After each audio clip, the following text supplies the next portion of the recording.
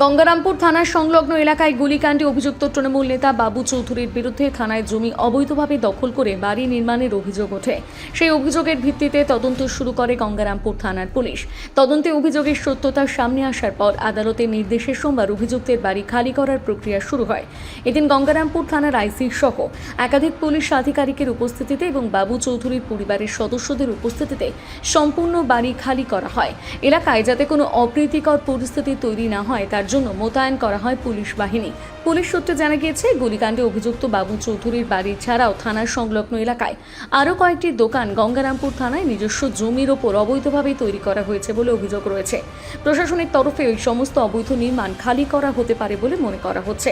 এমনকি আগামী দিনে অবৈধভাবে তৈরি হওয়া দোকান ও নির্মাণ ভাঙার কাজ শুরু হতে পারে। ঘটনাকে কেন্দ্র করে এলাকায় চাঞ্চল্য ছড়িয়েছে। যদিও এই বিষয়ে স্থানীয় বাসিন্দারা জানান,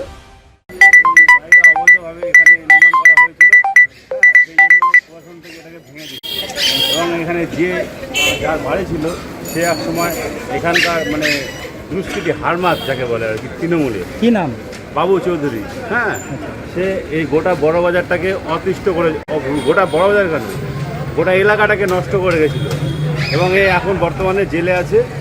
সেই উপলক্ষে এখন বর্তমানে এনার যে বাড়ি সেটা প্রশাসন থেকে ভাঙার জন্য এসছে আর কি। কি করলো এখানে, কি দেখলেন?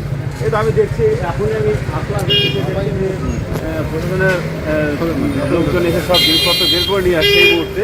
হ্যাঁ, জানি না এটা কবে ভাঙবে, তবে আমি যতটুকু দেখছি এই মুহূর্তে প্রশাসনের লোকজন এসে বের করে নিয়ে আসছে জিনিসপত্র। ওদের জিনিস ওরাই নিয়ে যাচ্ছে, তাই তো? হ্যাঁ, ওদের জিনিস ওরাই নিয়ে যাচ্ছে। হ্যাঁ, ওনার যে সম্বন্ধী পবন চৌধুরী সে আপাতত এখানে আছে, তাকে দেখছি তার সে থেকে জিনিসগুলো নিয়ে আসছে। গঙ্গারামপুর থেকে বিশেষ প্রতিবেদন, নিউজ টুডে।